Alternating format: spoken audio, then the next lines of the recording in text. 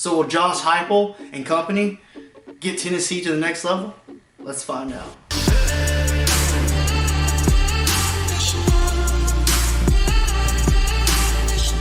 I do know I'm doing this a little early, way too early, Tennessee preview. This will probably be my prediction for their season, even though they haven't played spring or anything like that.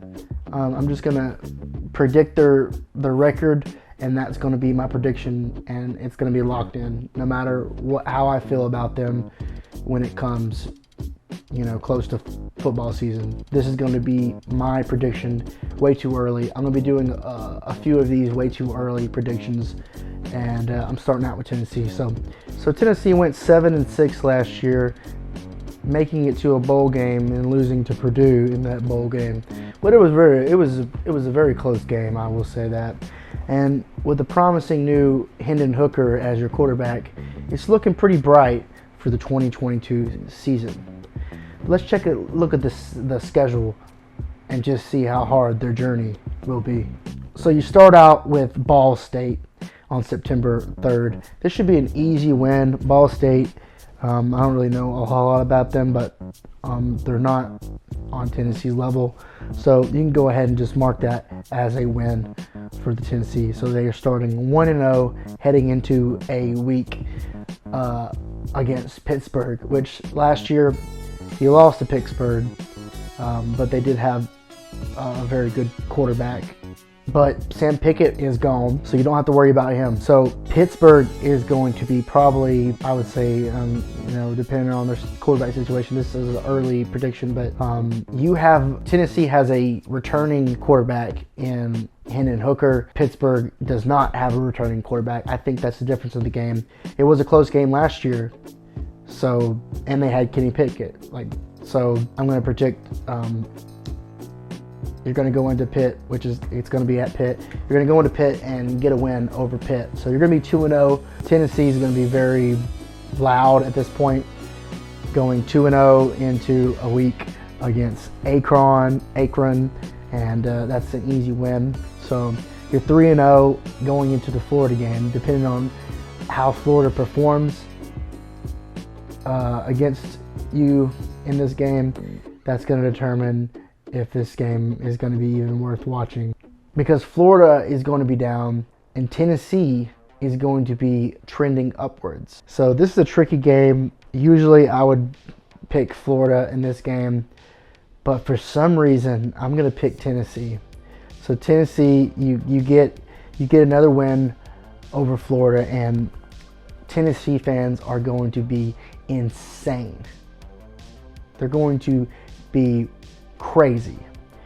You get a bye week after that. Tennessee fans are going to be yapping. They're probably going to be ranked in the top 10, maybe, depending on where Pitt and Florida are. You're going to be going into LSU, at LSU, and you're going to take a loss. Okay, Brian Kelly's first year. LSU isn't where they're supposed to be, but it's a tough environment at LSU. If it was at Tennessee, I might pick Tennessee. But you're going into LSU, you're going to be all hyped. You're going to be a top 10 team. LSU might not even be ranked, but they're going to beat you. They're going to come in there. You're going to go in there and get beat in Death Valley. Sorry. It's a tough environment, and Brian Kelly will have your number this year. Then you're down, and you host Alabama at home on October 16th. This game is going to be pretty big. I would say even with the LSU loss, you're going to be at least a top 15, top 25 team, probably top 15, even if LSU's unranked. I don't know. We'll see. But Alabama, you're going to take another loss. I mean, Alabama's probably going to be the number one team going into next year. Of course, I'm an Alabama fan, but there's no bias here. Everybody is going to say that Alabama's going to beat Tennessee this year.